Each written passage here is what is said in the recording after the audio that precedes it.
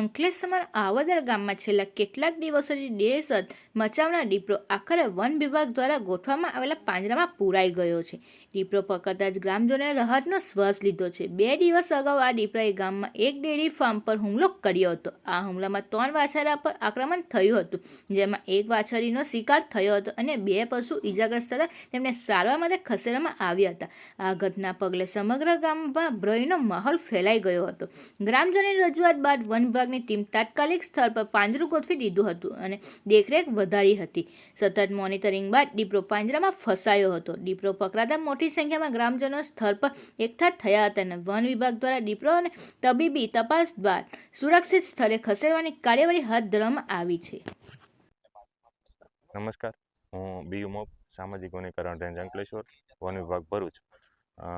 ગતરોજ અવાદર ગામે કાંતિભાઈ પટેલના ખેતરમાં તબેલામાં જે વન્ય પ્રાણી દીપડા દ્વારા વાછરડીનું મારણ કરેલ, તો તેના અનુસંધાને અમે ગતરોજ પિંજરું ગોઠવેલ હતું, ટેપ પિંજરું.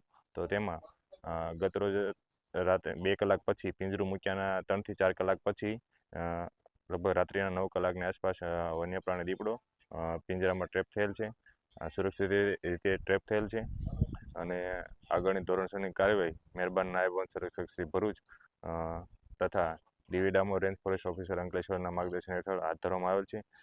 તેમજ આ વિસ્તારમાં અગાઉ પણ અમે 5 થી 6 ટ્રેપ પિંજરા ગોઠવેલ હતા. શેંગપુર, પારડી પીપરોડ અને અવાદર આ ગ્રામ્ય વિસ્તારોમાં જે શેરડીના પાકો થાય છે, તો તેમાં સતત દીપડાના આટાફેરા રહેતા હોય, તો તેના કારણે ગામ લોકોમાં ભયનો માહોલ હોય.